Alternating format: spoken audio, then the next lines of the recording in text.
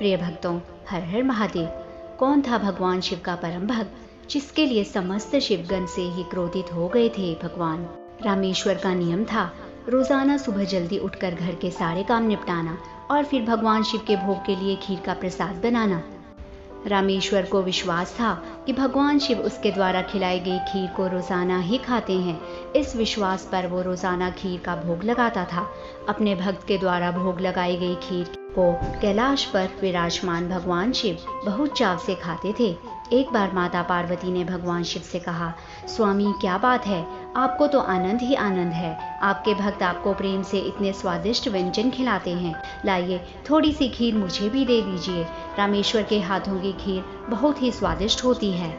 शिव जी ने कहा, हाँ देवी पार्वती, रामेश्वर इतने स्वादिष्ट खीर का भोग लगाता है कि मन प्रसन्न हो जाता है। तभी नंदी और समस्त शिवगण वहाँ आ जाते हैं।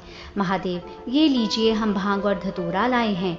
शिव जी ने कहा, नंदी, अभी तो हम स्वादिष्ट खीर का आनंद ले रहे हैं। ऐसा करो, भान और धतूरे को वहाँ छोटे पर्वत पर रख दो, हम कुछ समय बाद उसे ग्रहण करेंगे। शिवगणों ने सोचा, भगवान शिव तो हमारी तरफ देख ही नहीं रहे, उनका सारा ध्यान तो रामेश्वर की बनाई हुई खीर पर है। उसके बाद सभी गण पृथ्वी लोक पर आ गए और सबने ब्राह्मण रूप ले लिया और सब लोग रामेश्वर के पास पहुँचे। रामेश्वर शिवजी को खीर का भोग लगाने के लिए बाजार में सामान खरीद रहा था। ब्राह्मण वेश में नंदी ने रामेश्वर से कहा, रामेश्वर, तुम हमें नहीं जानते और हम तुम्हें बहुत अच्छे से जानते हैं। तुम भगवान शिव के भक्त हो, रोजाना उन्हें खीर का भोग लगाते हो। महादेव अब रोजाना खीर खाकर उब गए हैं, इसलिए अब तुम कुछ दिनों के लिए खीर का भोग रोक दो। तुम महादेव को सप्ताह में एक दिन खीर का भोग लगाया करो, जिससे महादेव को और अधिक स्वाद आएगा। भोला भाला रामेश्वर शिवगणों की बातों में आ गया और शिवगण खुशी खुशी कैलाश वापस लौट गए। अब शिव जी रोजाना रामेश्वर की खीर का इंतजार करने लगे कि कब रामेश्वर उन्हें भोग लगाए और कब वो खीर का भोग खाएं। अब सप्ताह में एक दिन रामेश्वर ने खीर का भोग लगाया तो शिव जी ने खीर खा ली। फिर उसके बाद कुछ दिन और खीर नहीं मिली तो भगवान शिव सोच में पड़ गए। उन्होंने अपने नेत्र बंद किए और उन्हें सारी सच्चाई पता लग गई और भगवान शिव को गुस्सा आ गया। शिव जी ने गुस्से में सभी नंदी गणों को बुलाया और कहा कि तुम सभी गण जानते हो कि तुमने क्या किया है। मेरे भक्त रामेश्वर के द्वारा भोग में अर्पित की गई खीर मुझे कितनी प्रिय है और तुमने उस खीर का भोग रोजाना लगाने के लिए मना कर दिया। सभी गणों ने भगवान शिव से माफी मांगी और कहा कि आप हमारी तरफ ध्यान नहीं देते थे, इसीलिए हम सब ने ऐसा किया। तब भगवान शिव बोले, मेरा प्रेम तो अपने सभी भक्तों पर एक समान है, मैं भला तुम्हें कैसे भूल सकता हूँ। तुम तो मेरे हृदय में वास करते हो, तुम सब तो मेरी ही शक्तियाँ द्वारा उत्पन्न हुए हो।